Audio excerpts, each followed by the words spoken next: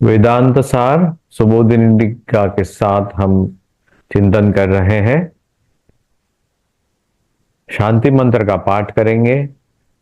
ओम सहनाववतु सहनौ भुनक्तु सह वीर्यंकरवावहै तेजस्विनावधीतमस्तु मा विद्विषावहै।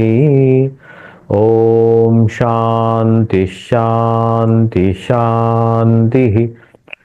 ओम भद्रं कर्णेभिः शृणुयाम देवाः भद्रं पश्येमाक्षभिर्यजत्राः स्थिरैरङ्गैस्तुष्टुवागुंसस्तनूभिः व्यशेम देवहितं यदायुः।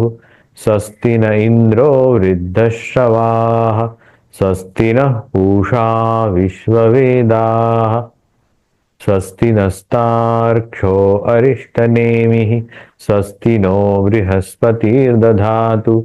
ओम शांति शांति शांति।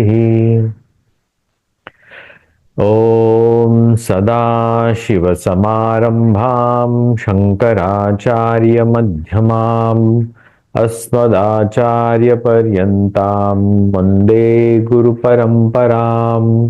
श्रुतिस्मृतिपुराणानाम् आलयं करुणालयं नमामि भगवत्पादं शङ्करं लोकशङ्करं। शङ्करं शङ्कराचार्यं केशवं बादरायणं सूत्रभाष्यकृतौ वन्दे भगवन्तौ पुनः पुनः। ईश्वरो गुरुरात्मेति मूर्तिभेदविभागिने व्योमवद्व्याप्य देहाय दक्षिणामूर्तये नमः। अखंडं सच्चिदानन्दं अवाङ्मनसगोचरम् आत्मानमखिलाधारम् आश्रयेऽभीष्टसिद्धये। कृष्णानन्दं गुरुं नत्वा परमानन्दमद्वयम् वक्ष्ये वेदान्तसारस्य टीकां नाम्ना सुबोधिनीम्।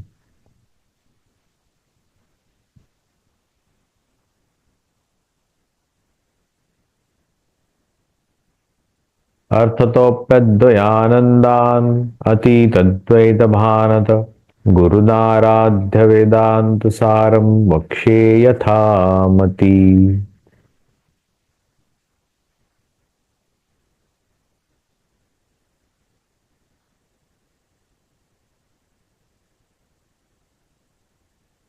सोलहवें अध्याय तक कल हुआ था हमारा। 17वां अध्याय में प्रवेश करते हैं। 16वें अध्याय में हमने देखा कि 14 भुवने हैं स्थूल लोक में। वो 7 ऊपर की तरफ के और 7 नीचे की तरफ में, और उसमें 4 प्रकार के प्राणी, 4 प्रकार के शरीरधारी प्राणी वहां पे रहते हैं। मतलब उनके जन्म के पद्धति के हिसाब से उनमें 4 भाग किए हुए हैं। तो यहां तक हमने देखा था। Is it okay? तो आगे चलें 17 में। जी स्वामी जी। ओके। अत्र अपि, यहां देखिए, यहां भी, तो यहां कहा? स्थूल जगत में। चतुर्विध सकल स्थूल शरीरम एक अनेक बुद्धि विषयतया वनवद जलवद जलाशयवद्वा समष्टि वृक्षवद जलवद्वा व्यष्टिरपि भवति। एतत् समष्टि उपहितं चैतन्यं वैश्वानरो विराट इति उच्यते। सर्व नराभिमानित्वाद् विविधं राजमानत्वाच्च। अस्य एषा समष्टिः स्थूल शरीरम् अन्नविकारत्वाद् अन्नमय कोशः स्थूल भोगायतनत्वाच्च स्थूल शरीरं जाग्रत् इति च व्यपदिश्यते। एतद् व्यष्टि उपहितं चैतन्यं विश्व इति उच्यते। सूक्ष्म शरीर अभिमान सूक्ष्म शरीराभिमानम अपरित्यज्य स्थूल शरीरादि प्रविष्टत्वात् अस्य अपि एषा व्यष्टिः स्थूल शरीरम अन्न विकारत्वात् एव हेतोः अन्नमय कोशो जाग्रत इति च उच्यते। तदानीम् एतौ विश्ववैश्वानरौ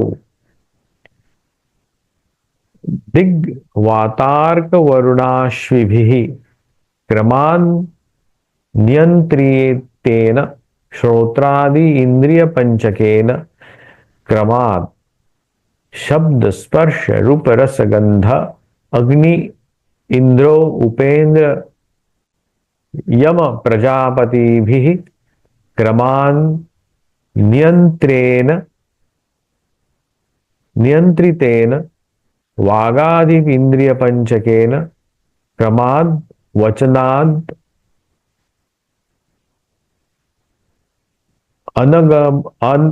वचनाद् अनगमन विसर्गानंद चंद्र चतुर्मुख शंकरात् अच्युतैः क्रमान् नियंत्रितेन मनोबुद्धि अहंकार चित्ताख्येन अंतरिंद्रिय चतुष्केण क्रमात् संकल्प निश्चया अहंकार चेतांश्च सर्वान् एतान् स्थूल विषयान् अनुभवतः जागरित स्थानो बहिष्प्रज्ञः इत्यादि श्रुतेः। अत्रापि अनयोः स्थूल व्यष्टि समष्टि तद उपहित विश्ववैश्वानरयोश्च वनवृक्षवत् अवच्छिन्न आकाशवच्च जलाशय जलवद् तद्गत प्रतिबिंब आकाशवच्च पूर्ववद् अभेदः एवं पंचीकृत पंचभूतेभ्य स्थूल प्रपंचोत्पत्तिः। 17वें अध्याय में स्थूल प्रपंच की उत्पत्ति कही गई है। इस मतलब जिस स्थूल विश्व में अभी हम रहते हैं, individual bodies and whatever we see in this universe that has been produced, how it is produced, तत्र अत्र अपि चतुर्विध सकल स्थूल शरीरम। चतुर्विध इतने ये जो 4 प्रकार के जन्म होते हैं, जिनके 4 प्रकार से, ये इसको कहते चतुर्विध स्थूल शरीर। जरायुज, अंडज, स्वेदज, उद्भिज, ये 4 अनेक बुद्धि विषयतया, एक अनेक बुद्धि विषयतया, मतलब इंडिविजुअली एंड कलेक्टिवली, यही उनका विषय है। वनवद जलाशय वद्वा, वन और जलाशय, उनको उस हिसाब से हम देखेंगे कलेक्टिवली।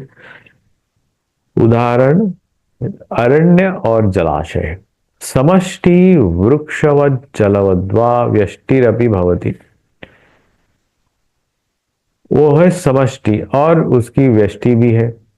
एतत् समष्टि उपहितम चैतन्यम, जो समष्टि उपहित चैतन्य है स्थूल सृष्टि का, उसे कहते के वैश्वानर, विराट इति उच्यते। उसको वैश्वानर भी कहते हैं, विराट भी कहते हैं। सर्व नराभिमानित्वाद विविधम राजमानत्वाच्च। नराभिमानित्वात्, अभिमानी है, मैं सर्वश्रेष्ठ हूं, ऐसा राजमान उसमें है। अस्य एषा समष्टि ही स्थूल शरीरम अन्न विकारत्वाद अन्नमय कोशः। ये जो स्थूल शरीर है उसमें विकार है। विकार क्या है? अन्न का विकार है, अन्न चाहिए, अन्नगत प्राण, इसलिए उसको अन्नमय कोश कहा है। स्थूल भोगायतनत्वाच, और वो भोगायतन है, मतलब जहां भोगों की भोग लेकर के आनंद लिया जा सकता है, भोग किया जा सकता है, इसलिए उसको स्थू, और वो किस प्रकार के भोग है? स्थूल भोग है। स्थूल भोगायतनत्वाच स्थूल शरीरम जागृत इति च व्यपदिश्यते, और उसकी अवस्था जागृत है। अभी हम देख रहे हैं स्थूल शरीर, अन्नमय कोश, जागृत अवस्था। एतद् व्यष्टि उपहितम चैतन्यम विश्व इति उच्यते। और ये जो चैतन्य पार्ट है इसका, उसे कहते हैं विश्व। एतद् व्यष्टि उपहितम चैतन्यम, उपहित है, limited by this notion of स्थूल शरीरा, दैट चैतन्य इज कॉल्ड विश्व। सूक्ष्म शरीराभिमानम अपरित्यज्य, सूक्ष्म शरीर का जो अभिमान है उससे उसने छोड़ा नहीं है। स्थूल शरीरादि प्रविष्टत्वाद, और वो स्थूल शरीर में प्रवेश करता हुआ हो गया। अस्यपि अपि एषा व्यष्टि ही स्थूल शरीरम अन्न विकारत्वाद एव हेतोः अन्नमय कोशो जागृत इति च उच्यते। फिर से उसको एक्सप्लेन किया, ये व्यष्टि स्थूल शरीर जो है अन्न विकार होने के कारण, उसे अन्न का विकार होने के, मतलब अन्न से बना हुआ होने के कारण उसे अन्नमय कोश और उसकी अवस्था जागृत ऐसे कहा। तदानिम एतौ, ये एतौ ये द्वितीया है। दो कौन कौन है? दो ये है विश्व और वैश्वानर। विश्व हुआ व्यष्टि माने इंडिविजुअल जो हम है, वैश्वानर मतलब जो विराट है।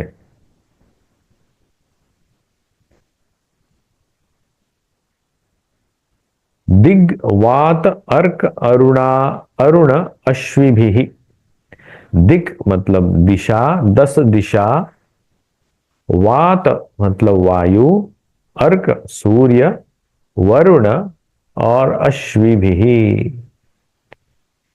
क्रमान नियंत्रितेन, क्रम से उसका नियंत्रित होकर के, श्रोत्रादि इंद्रिय पंचकेन, श्रोत्र की पंच इंद्रिया जो है वो उनकी भी उत्पत्ति हुई।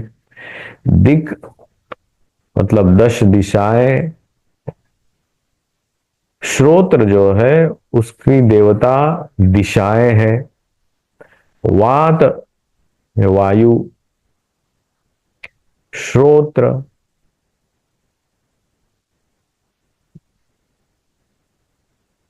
जीभ, उसके बाद आती है जीभ, तो वात, वायु, अर्क, श्रोत्रादि 5 इंद्रियां बन गई। और उसके बाद उसमें क्रम से शब्द, स्पर्श, रूप, रस, गंध, अग्नि, ये उसमें 5 क्वालिटीज उसमें दिखे। हमने देखे कि ये जो 5 है, हर 5 पंच महाभूतों के हैं। हर पंच भूत में एक एक क्वालिटी है। शब्द, स्पर्श, रूप, रसगंध मतलब आकाश, वायु, अग्नि, जल और पृथ्वी, इनमें ये 5 है। वो उसमें 5 इंद्रियों में वो स्थापित हो गए।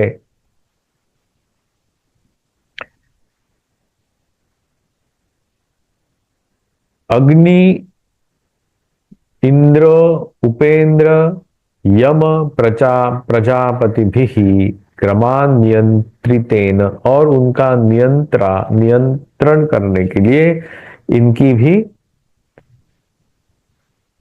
उन्नति क्रम से स्थापित हुई, उनकी देवताएं स्थापित हुई है। नियंत्रा, नियंता कहे या देवता कहे।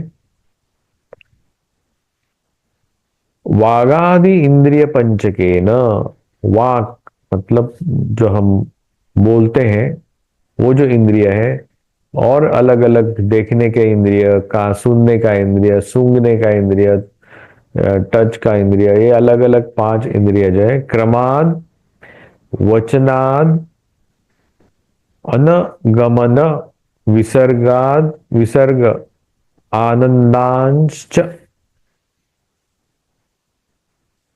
अलग अलग फंक्शंस है इन पांचों इंद्रियों के, वो वहां पे बताए हैं। बोलना, सुनना, देखना, विसर्ग मतलब उसका उत्सर्जन करना, ये पृथ्वी तत्व है इसलिए। तो वहां पे भी उनकी देवताएं हैं, चंद्र, चतुर्मुख, शंकर, अच्युतई, क्रमान क्रमान नियंत्रितेन, उनकी देवताएं वहां वहां नियंत्रण करके वहां बैठ गई। और अभी आप बोल गए चतुर्मुख जो एक देवता है, शंकर एक देवता है, अच्युत देवता है, वहां पे जिसकी आप हम लोग भजन करते हैं, क्या वही है क्या? शायद नहीं। मनोबुद्धि अहंकार चित्ताख्येन आंतर इंद्रिय चतुष्केन, मन, बुद्धि, अहंकार और चित्त, ये 4 अंतर इंद्रिय हो गए। पहले हमने काम देखा था मन और बुद्धि, सूक्ष्म शरीर का पार्ट, और अभी उसमें 2 ऐड हो गया, मन, बुद्धि, अहंकार और चित्त, ये 4 क्रमात् संकल्प निश्चय अहंकार चैतांश्च सर्वान एतान स्थूल विषयान अनुभवतः। और इन चारों से क्या होता है? संकल्प विकल्प, ये जो मन का पार्ट है, निश्चय बुद्धि का पार्ट है, अहंकार मैं, ये कॉन्सेप्ट अहंकार्य, मैं हूं, मैं हर चीज में अपने आप को देखना, अपनी एक आइडेंटिटी वहां पे अनुभव करना। चैतांश मतलब वहां पे मेमोरी, काइंड ऑफ मेमोरी। सर्वान एतान स्थूल विषयान अनुभव, ये सब स्थूल विषय के अनुभव करने के लिए इन सब चीजों की आवश्यकता होती है। जागरित स्थानो बहि प्रज्ञ इति इत्यादि से श्रुति का उसको अनुमोदन लिया जा रहा है। जागरित स्थान जहां है, और बहिष्प्रज्ञ, जो प्रज्ञ अंतस प्रज्ञ नहीं है, बाह्य प्रज्ञ, बाहर का उसको अनुभव आता है, उनका ज्ञान बाहर का ही है।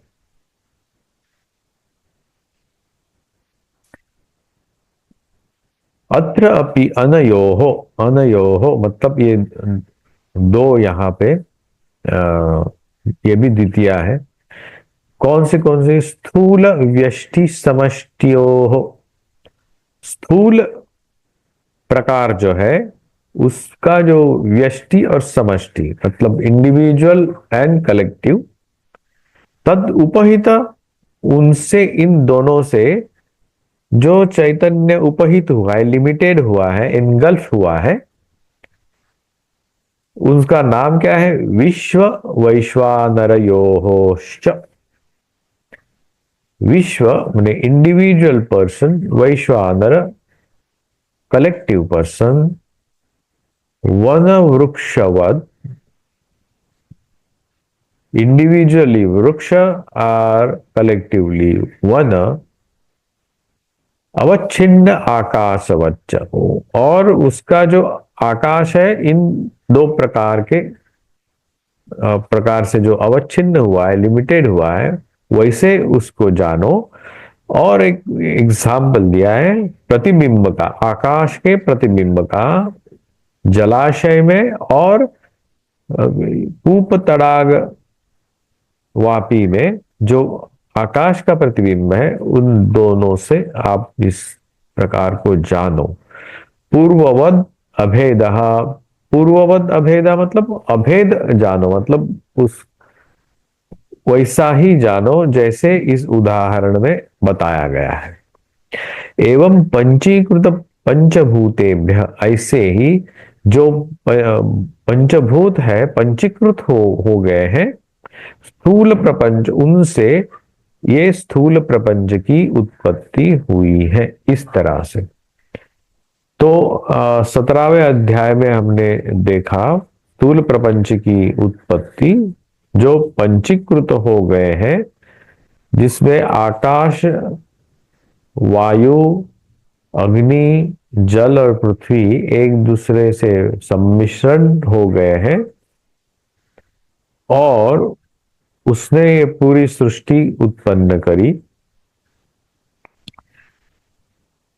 और उस सृष्टि में सूक्ष्म शरीर के साथ ये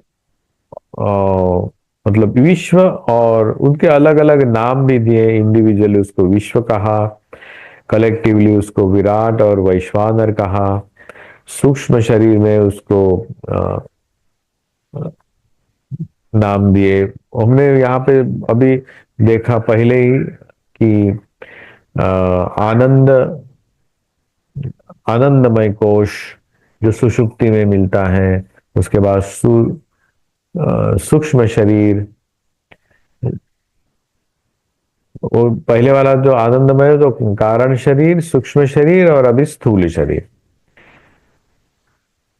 आनंदमय कोश और सूक्ष्म शरीर में तीन शरीर देखे हमने, विज्ञानमय, प्राणमय और मनोमय, और स्थूल शरीर में अन्नमय कोश। ऐसे ये 5 कोश, 3 प्रकार के शरीर, मतलब और उसके साथ 3 प्रकार की उनकी अवस्थाएं, सुषुप्ति, स्वप्न और जागृत। इतना ही आप ध्यान रखिए। इतना हम लोग कई 14 से शायद हमने वो चालू किया, 14, 15, 16, 17, तो उसमें इतना ही जानना है कि ये हमारे 3 प्रकार के शरीर है, जागृत शरीर, स्थूल शरीर, सूक्ष्म शरीर और कारण शरीर। स्थूल शरीर के जो पार्ट है वो उनमें इंद्रियां आ गई, अंतःकरण आ गया, और उस सूक्ष्म शरीर के साथ वो मिला हुआ होता है, इसलिए उसमें बाह्य इंद्रिय और आंतर इंद्रिय ये पार्ट होता है। उसमें स्वप्न उसकी अवस्था होती है, और उसमें कारण शरीर में आनंदमय कोश होता है। तो इतना ही उसमें जानने जैसा है। तो इज इट ओके? समझ में आ गया होगा? समझ में मतलब ये जानना है, जस्ट जस्ट फॉर इंफॉर्मेशन।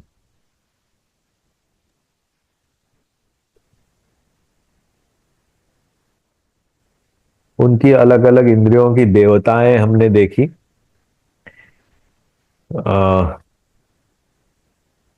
यहाँ पे उनको नियंता क्या है, नियंत्रितेन, उनको नियंता हिसाब से बताया गया है। तो आगे अभी उसकी हम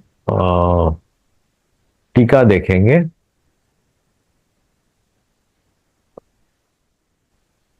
पूर्ववद अत्र अपि समष्टि व्यष्टि अभेदम,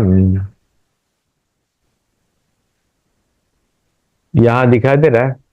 हम अभी 17वें अध्याय की टीका देख रहे हैं। पूर्ववद अत्र अपि समष्टि व्यष्टि अभेदम दर्शयति। समष्टि और व्यष्टि में अभेद किसमें देख रहा है? उस जैसे उसको उदाहरणों के साथ। चतुर्विध शरीर,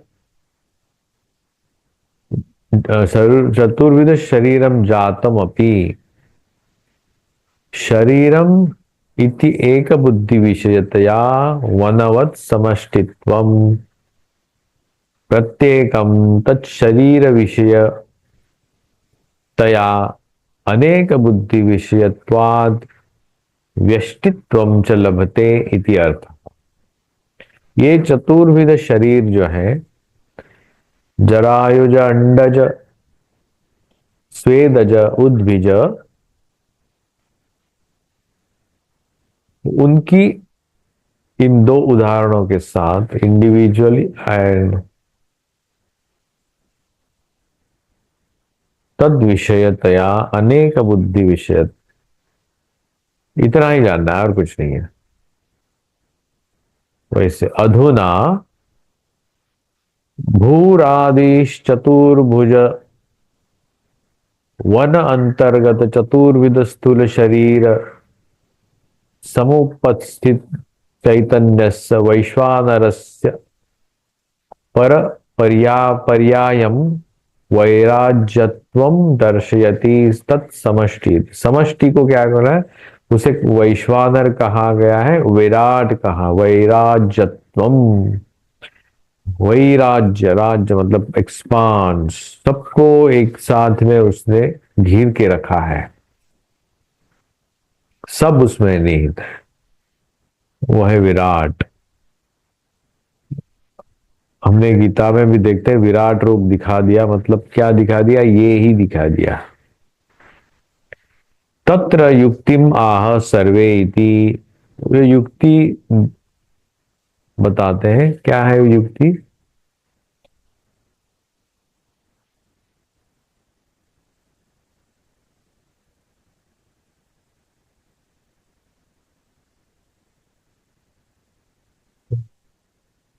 युक्तिम आह सर्वे इति सर्व प्राणी निकायत्वे अहमिति अभिमानवत्वात् वैश्वानरत्वम। वैश्वानर क्यों है? क्योंकि जितने भी प्राणी है उसमें वो अपनापन बताता है, उसमें वो अभिमानी होता है, इसे वैश्वानर। अहम वैश्वानरो भूत्वा प्राणिनाम देहमाश्रितः, ये 15वें अध्याय में हम देखते हैं। भगवान बोलते हैं अहम वैश्वानरो, वैश्वानर ये अग्नि के माध्यम से मैं हर शरीर में वास करता हूं। विविधम नाना प्रकारेण प्रकाशमानत्वाच्च वैराज्यत्वम लभते इत्यर्थः। अनेक प्रकार से वो प्रकट होता है, हमें समझ में आता है कि यहाँ पे भी है, यहाँ पे भी है। प्रकाशमानत्वात् वैराज्यत्वम लभते।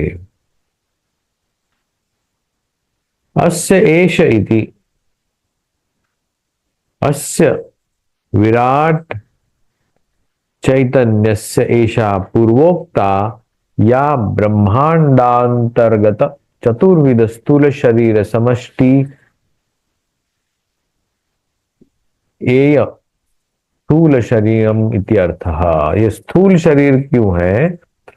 क्योंकि ये विराट जो चैतन्य है या ब्रह्मांडांतर्गत चतुर्विध स्थूल शरीर समष्टि, जितने भी 4 प्रकार के जो शरीर हैं पूरे ब्रह्मांड में, उनको लेकर के वो विराट होता है। विराट अन्न विकारे इति, वो विकार किसका है? ये स्थूल शरीर अन्न का विकार है। अन्न खाने से ही इसकी उत्पत्ति होती है। वो sustained only on the food, इसलिए वो अन्न का विकार कहा गया। अन्न से उसका आकार बढ़ता है और घटता है। अन्न दिया तो बढ़ेगा, अन्न नहीं दिया तो सिकुड़ जाएगा। अन्न विकार बाहुल्याद अन्नमयत्वाद, अन्नमयत्वम आत्मच्छादकत्वात् पोषत्वम, आत्मा आच्छादकत्वात् पोषत्वम, आत्मा को आच्छादन करता हुआ ये स्थूल शरीर है, इसलिए उसको कोश भी कहा गया है और वो उसका नाम दिया अन्नमय कोश। स्थूल शरीरादि विषय प्रयुक्त सुख दुख भोगायतनत्वाच्च, और स्थूल शरीर के जो विषय है, स्थूल विषय है, उसमें उसको सुख और दुख होता है, और सुख दुख भोगने के लिए यही this is the best instrument, भोगायतन गुड इंस्ट्रूमेंट, इसलिए उसको स्थूल शरीरत्वम इंद्रियैक रथोपलब्धेश्च जागृत अवस्थात्वं च घटतः इति अर्थः। जैसे घट है उस, और वो जागृत अवस्था उसकी है, जागृत अवस्था में ही ये सुख दुख स्थूल भोग हम भोग सकते हैं। स्थूल सूक्ष्म भोग हम भोगते हैं स्वप्नावस्था में। चतुर्विध स्थूल शरीरम शरीर समष्टि उपहितम चैतन्यम सब प्रपंचम अभिधेया इदानीम तद व्यष्टि उपहितम चैतन्यम अभिहतम एतद समष्टि इति। अभी इन चतुर्विध स्थूल शरीर को लेकर के समष्टि के बारे में हम जानेंगे, ऐसे कहते हैं। एतेषाम चतुर्विध शरीराणाम या व्यष्टि ही तत्शरीर व्यक्ति व्यक्ति तद उपहितम चैतन्यम विश्व इति उच्यते इति अर्थः। ये जो विविध शरीर है वो व्यष्टि है, अलग अलग है। ये जो व्यक्ति सब कहते हैं, तद उपहितम, जो उपहित चैतन्य है, चैतन्य को जो ढका हुआ है, एनगल्फ किया है, उसे विश्व कहते हैं। इंडिविजुअल स्थूल शरीर से जो चैतन्य ढका हुआ है उसे विश्व कहते हैं। तत्र हेतुम आह सूक्ष्म, हेतु क्या है उसका? सूक्ष्म शरीर, सूक्ष्म शरीर ही उसका हेतु है इस स्थूल शरीर का। सूक्ष्म लिंग शरीराभिमानम अपरित्यज्य स्थूल शरीरेषु प्रविश्य तत्तत् स्थूल शरीरेषु सर्वेषु प्रत्येकम अहम अहम इति अभिमानत्वाच्च विश्वत्वम इति अर्थः। ये हुआ क्या अभी? ये लिंग शरीर या सूक्ष्म शरीर, लिंग शरीर में 3 कोश आ गए, वही सूक्ष्म शरीर बना, और उसका जो अभिमानी व्यक्ति है, अभिमान क्यों है? क्योंकि वहां बुद्धि है और मन है। स्थूल शरीरेषु प्रविश्य, स्थूल शरीर में वो प्रवेश करता हुआ, तत्त स्थूल शरीरेषु, और उस शरीर में सर्वेषु प्रत्येकम अहम अहम इति अभिमानत्वाच्च, हर चीज उस शरीर को जो अंदर जा चुका है, उस सूक्ष्म शरीर, वो मैं हूँ, वो मैं हूँ, ऐसे ही उसको मानने लगा, समझने लगा। उस स्थूल शरीर में, जिस स्थूल शरीर में वो चला गया, और समझो वो अंडज में स्थूल सूक्ष्म शरीर गया, तो अंडज जो भी व्यक्ति, मतलब अंडज क्या है, पंछी और जो रेप्टाइल्स एंड बर्ड्स, उसमें उनमें गया, तो मतलब मैं पंछी हूँ, मैं सांप हूँ, मैं अजगर हूँ, मगर हूँ, ऐसे उनको मैं ऐसे अभिमानी हो गया। हर प्रकार, चार जो जन्म के प्रकार हैं, उसमें जब पता चलेगा उसको कि मैं उस शरीर में हूं, तो उसको मैं ऐसे कहने लगेगा।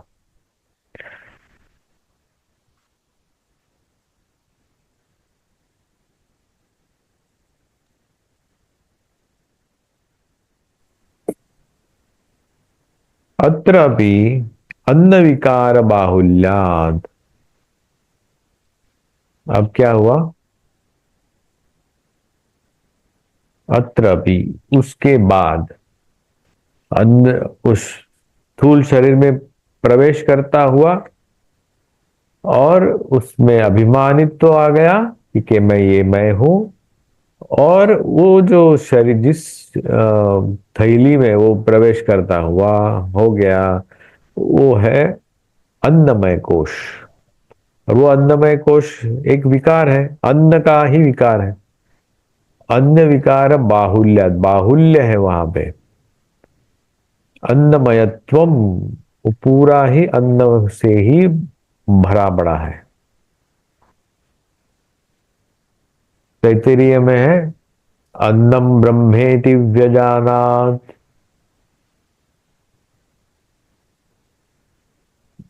अन्नम ही एव खलु इमानि भूतानि जायन्ते, तेन जातानि जीवन्ति, येन अभिविशन्ति, तद विजिज्ञासस्व।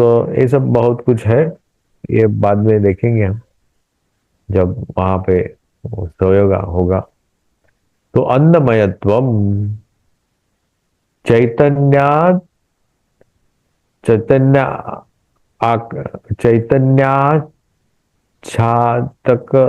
आच्छादकत्व, चैतन्य आच्छादकत्वात् कोशमयत्वम, इंद्रियैः अर्थ उपलम्भ जागृतत्वम। ये जो चैतन्य को उसने ढक दिया, आच्छादकत्वात् कोशमयत्वम, इंद्रियैः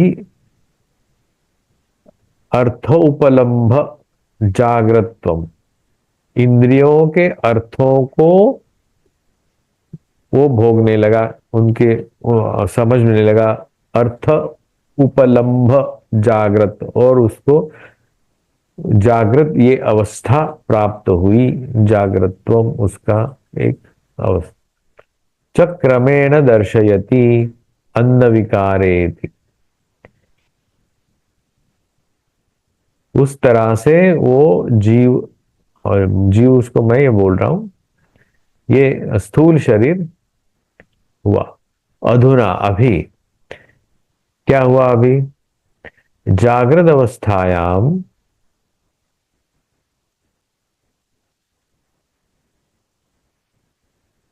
विश्व वैश्वानरयोः तत्तद एव अधिष्ठित,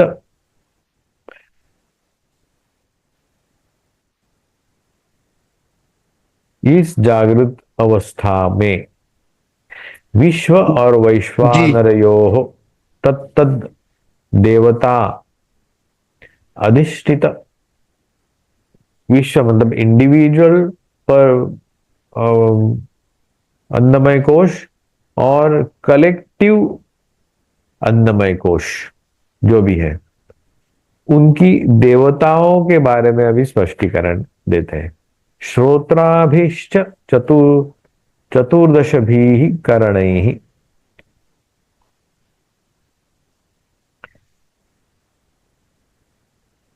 श्रोत्रा श्रोत्र आदि जो हमारे पंचेंद्रिय है, पंच ज्ञानेन्द्रिय, पंच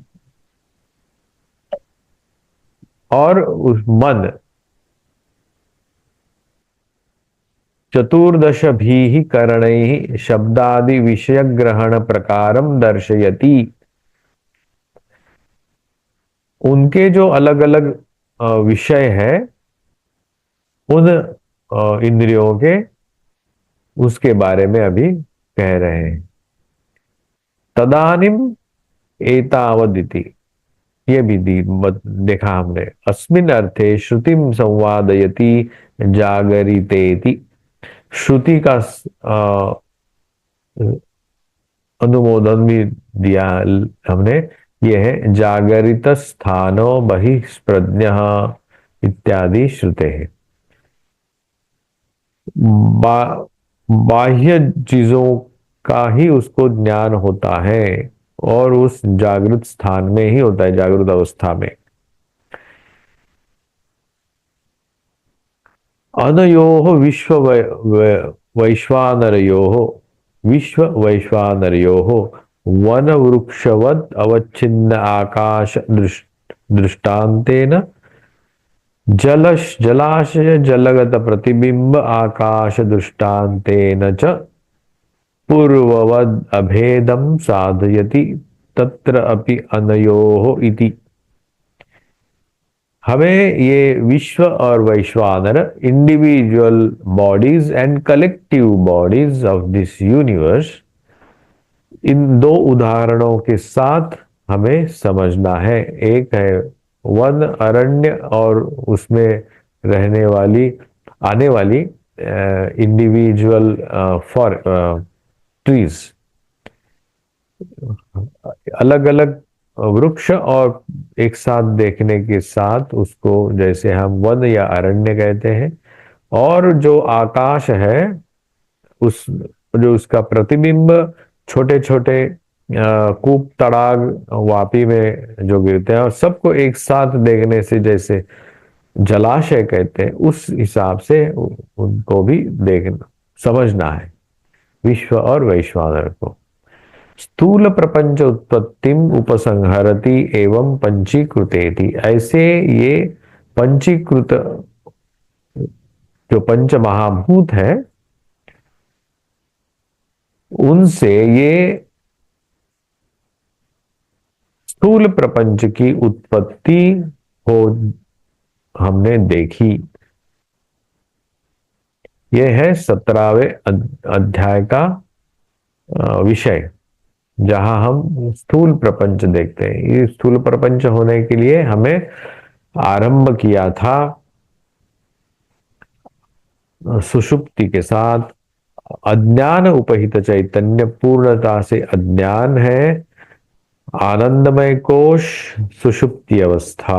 उसके बाद सूक्ष्म शरीर, विज्ञानमय कोश, प्राणमय कोश, मनोमय कोश। उसमें 17 इंद्रिया, मन, बुद्धि और पंच प्राण, पंच ज्ञानेन्द्रिया, पंच कर्मेंद्रिया, मन और बुद्धि। उसकी अवस्था है स्वप्न, वो है सूक्ष्म शरीर। और अभी हमने देखा स्थूल शरीर, उसमें उसकी अवस्था है जागृत, और उसमें उसके साथ ये दोनों सुषुप्ति का कारण शरीर तो नहीं जुड़ेगा, वो नहीं होने से तो नहीं चलेगा। मतलब ये तीनों शरीर एक साथ आएंगे। मतलब जैसे एक के बाद एक अंदर घुसाते हैं, वो जैसे मैच बॉक्स होता है, मैच बॉक्स, उसमें हम लोग जैसे घुसाते हैं। तो just imagine how this is just like a match box. कारण शरीर है, मैच, उसके अंदर जो जलाने वाली कांडिया है वो एक ड्रॉवर टाइप में रहता है, और उसको बड़े में घुसा, पूरा एक होता है, मैच बॉक्स हो जाता है। उसमें कारण शरीर भी है, सूक्ष्म शरीर भी है, स्थूल शरीर भी है। ये just have an visualization of in that way, तो आपको ये समझने में सुविधा होगी। यह हुआ 17वें अध्याय का विषय, सूक्ष्म शरीर।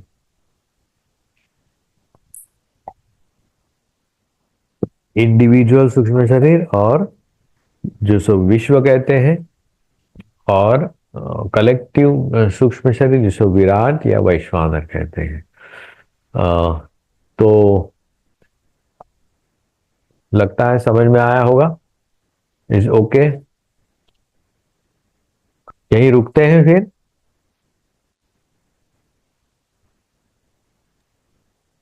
स्वामी जी, एक स्वामी चीज जी। पूछना था। हाँ, आपने जो 17 शरीर में, जैसे हमने भागना ज्ञापान पंच ज्ञानेंद्रिय पंच कर्मेंद्रिय मन बुद्धि चित्त अहंकार, तो 10 और 4 14 हो गया।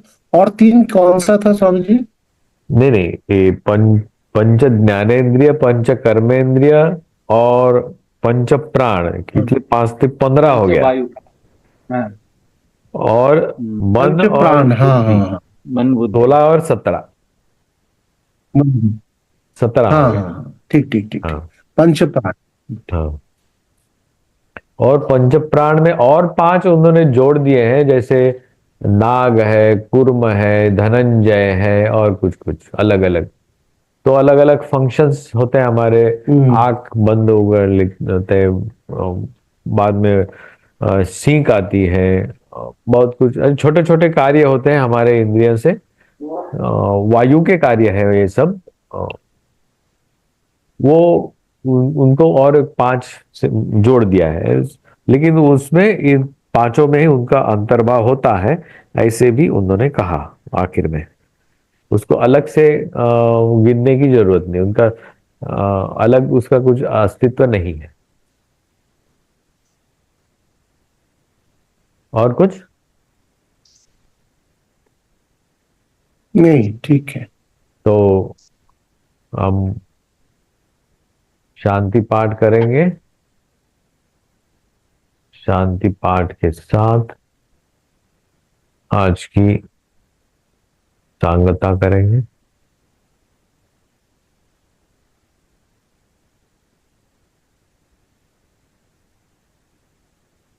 धन्यवाद। ओम पूर्णमदः पूर्णमिदं पूर्णात् पूर्णमुदच्यते पूर्णस्य पूर्णमादाय पूर्णमेवावशिष्यते। ओम शांति शांति शांति। ओम भद्रं कर्णेभिः शृणुयाम देवाः, भद्रं पश्येमाक्षभिर्यजत्राः, स्थिरैरङ्गैस्तुष्टुवागुंसस्तनूभिः व्यशेम देवहितं यदायुः। स्वस्ति न इन्द्रो वृद्धश्रवाः, स्वस्ति नः पूषा विश्ववेदाः, स्वस्ति नस्तार्क्ष्यो अरिष्टनेमिः, स्वस्ति नो बृहस्पतिर्दधातु। ओम शांति शांति शांति। हरि ओम तत्सत्। श्री राम कृष्णार्पणमस्तु।